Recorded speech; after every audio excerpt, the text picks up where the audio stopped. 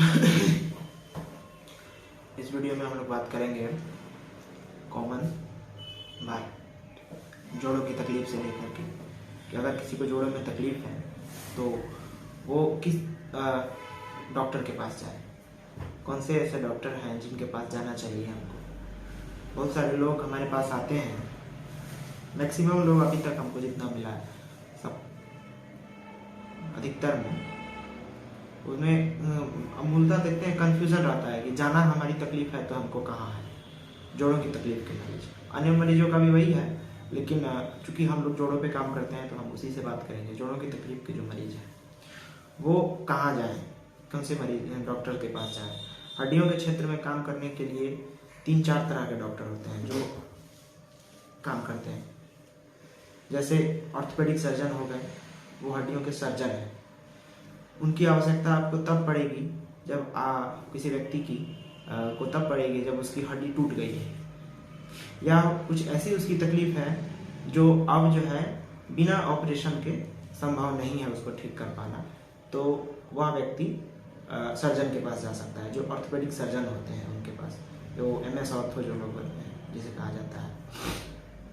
उसके अलावा गर्दन से लेकर के कमर तक का जो हिस्सा है, हमारी रीढ़ जो है, स्पाइन जिसको कहते हैं, रीढ़ की हड्डी के अंदर में स्पाइन रहती है, तो उसकी तकलीफ के जो मरीज हैं वो कहाँ जाए। उनके लिए स्पाइन सर्जन होते हैं, कई ऑर्थोपेडिक सर्जन भी स्पाइन सर्जन होते हैं और स्पाइन सर्जन अलग भी होते हैं, तो स्पाइन पे जो लोग काम करते हैं। उसके अलावा बाकी न्यूरो के जो संबंधित बीमारियां हैं उसके लिए न्यूरो के पास जाएं। पार्किंसन है, ऑटिज्म है बच्चों में होने वाला, या और भी जो भी ब्रेन से संबंधित जो तकलीफ उस मरीज को आ रही है, तो इसके लिए न्यूरो के सर्जन या फिजिशियन के पास जाए। न्यूरो में 2 डॉक्टर होते हैं, एक न्यूरो के सर्जन होते हैं, एक न्यूरो के फिजिशियन होते हैं। ऑर्थोपेडिक के क्षेत्र में काम करने के लिए स्पाइन सर्जन है, ऑर्थोपेडिक सर्जन है, रोमेटोलॉजिस्ट हैं, PMR के डॉक्टर हैं, फिजिकल मेडिसिन एंड रिहेबिलिटेशन के डॉक्टर, और उसके साथ साथ हम लोग फिजियोथेरेपिस्ट हैं। PMR और फिजियोथेरेपिस्ट लगभग उसी तरह के हैं। PMR जो है उसका बृहद क्षेत्र हो जाता है, फिजियोथेरेपिस्ट का क्षेत्र थोड़ा कम होता है। हम लोग सिर्फ जोड़ों की तकलीफों और कुछ मेडिकल रिहेबिलिटेशन पे काम करते हैं, और वो उसका वो PMR जो होता है वो उसका हेड होता है। तो ये बात है। उसके अलावा हड्डियों की तकलीफ के मरीज जो हैं उनको इस बात को समझना चाहिए कि अगर कोई भी हड्डी की तकलीफ है, हड्डी में अगर जो है चाहे ऑपरेशन कराना पड़ रहा हो या ऑपरेशन से पहले की समस्या, किसी भी तरह की हड्डी की समस्या हो, तो कम से कम 2 डॉक्टर से तो मिलना ही चाहिए, जिसमें एक पहला है ऑर्थोपेडिक सर्जन और दूसरे हैं फिजियोथेरेपिस्ट। सेम जैसे आप ऑर्थोपेडिक सर्जन के पास जाते हैं वैसे ही फिजियोथेरेपिस्ट के पास आए, वहां से वो डॉक्टर साहब कहते हैं या ना कहें, क्योंकि जितनी आपकी दवाएं की आवश्यकता है, आपकी तकलीफ जो हुई है, उससे ज्यादा आपको फिजियोथेरेपी की आवश्यकता है। ये बात समझना चाहिए, और मूल यही बात है। इसमें हम लोग यही बता रहे हैं कि हड्डियों की तकलीफ जो है के जो मरीज हैं वो जैसे ही ऑर्थोपेडिक सर्जन को दिखाते हैं वो हमें फिजियोथेरेपिस्ट से संपर्क करें। मूल आपका जो कारण है आप दिखा रहे हैं, जो भी डॉक्टर से दिखा रहे हैं, लेकिन जनरली हड्डी में जो भी बीमारी हो रही है उसको ठीक करने का व्यवस्था जो है या ठीक रखने का, ये दोनों ही फिजियोथेरेपिस्ट के पास है। तो उससे मिलना एकदम आवश्यक समझें और इग्नोरेंस ना करें।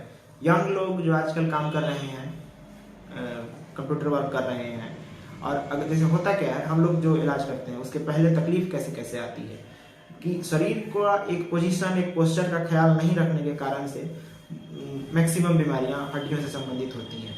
कार्टिलेज घिसते हैं, उससे पहले मसल्स टाइट होती है, एक्सरसाइज पूरी तरह से ना करने से, उसका देख रेख ना करने से वो समस्याएं होती हैं। हम लोग जो भी थेरेप्यूटिक एजेंट्स या थेरेप्यूटिक मेथड यूज करते हैं वह एक्सरसाइजेज है, स्ट्रेचिंग एक्सरसाइजेज है, जिससे मांसपेशियों का लेंथ को मेंटेन कराया जाता है। हम लोग शरीर का जो अलाइनमेंट है, हर जोड़ के बीच में कुछ ना कुछ एक गैपिंग है, एक दूरी है, एक समान मात्रा में बनाई गई दूरी है। हमारे घुटने के बीच में भी, कमर के बीच में भी, हमारी जो छोटी छोटी हड्डियां हैं सब में है। पूर्णतः उसका जो है ख्याल नहीं रखने के कारण वह होता क्या है कि धीरे धीरे सिकुड़ता है। हम लोग उस पर जो काम करते हैं कि उसके सिकुड़ाव से बचाते हैं। उसके लिए अलग अलग तरह के मेथड्स यूज करते हैं, सेकाई यूज करते हैं, मशीन्स यूज करते हैं। कपिंग थेरेपी हमारी सबसे बेस्ट है, वो उससे जो है आपके टिश्यू को एकदम रीजनरेट किया जाता है। उसके अलावा कायरो जो है, मैनिपुलेशन, वो सब चीज़ बढ़िया है, हम लोग उस पर काम करते हैं। तो अगर हम लोग जो यूथ लोग हैं, जो हम लोगों के साथ जो लंबे समय तक वर्क कर रहे हैं, आप 35-40 तक जो भी हैं, उन लोगों में तकलीफ होती नहीं है, बीमारी नहीं तब तक कन्वर्ट की हुई रहती है। थोड़ी बहुत जो समस्याएं आ जाती हैं वो अगर हम लोगों से संपर्क में रहें, साल में 1 से 2 बार अगर मिलते रहें, तो कभी जो उनकी समस्याएं हैं, अब हम ये तो एकदम डिटो नहीं कह सकते, लेकिन इतना बात फिक्स है कि उनकी जो समस्याएं हैं वह हम लोग बहुत आगे तक जाकर के डिले कर सकते हैं, इस पे काम कर सकते हैं। तो इसको बात को समझें। और फिजियोथेरेपिस्ट जो लोग हैं और फिजियोथेरेपी पे काम कर रहे हैं, उनका फर्ज है कि आपको बताना, इसलिए मैं ये वीडियो बनाया कि आप लोग जानें। बाकी रूमेटॉइड आर्थराइटिस किसी को होता है या एंकाइलोजिंग स्पॉन्डिलाइटिस हो जाता है, तो उसमें भी आपका जो है विशेष रोल जो है रूमेटोलॉजी के डॉक्टर का है, लेकिन साथ साथ आपको फिजियोथेरेपी करानी पड़ेगी। रूमेटोलॉजी में जो आपका मूल कारण है, किसके कारण से वो हुआ, उसके लिए उसको बढ़ाने के लिए कुछ दवाएं दी जा रही हैं, लेकिन साथ साथ में जो मांसपेशियों में टाइटनेस आता है, जोड़ जो है रिस्ट्रिक्टेड होने लगता है, उस पर जो है उसको ठीक करना ये फिजियोथेरेपी में होता है, उस पर हम लोग काम करते हैं। तो इसके लिए करें। और बाकी किसी को हमारी ज़रूरत ना पड़े तो ज़्यादा अच्छा, लेकिन शरीर है तो बीमारियां हैं, यह नहीं समझना चाहिए कि हमको कोई ऐसा कुछ कर देगा कि हम परमानेंट ठीक हो जाएंगे।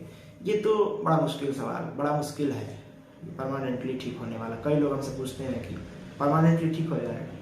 परमानेंटली ठीक लॉन्ग समय तक आपको ठीक रखने का बात कहा जा सकता है, लंबा आराम दिया जा सकता है, या कुछ और भी बहुत तरह के उसके कारण होते हैं। मरीज देखना, केस देखने के बाद ही समझाया जा सकता है। कोई लोग क्या क्या कराएंगे, अरे क्या क्या क्या कराएंगे, जो हमको समझ आपके लिए उचित लगेगा वो कराएंगे, जो हमारी विधि है, जिसमें हमारा अधिकार है वो कराएंगे आपके लिए, वो करेंगे आप पे। Thank you.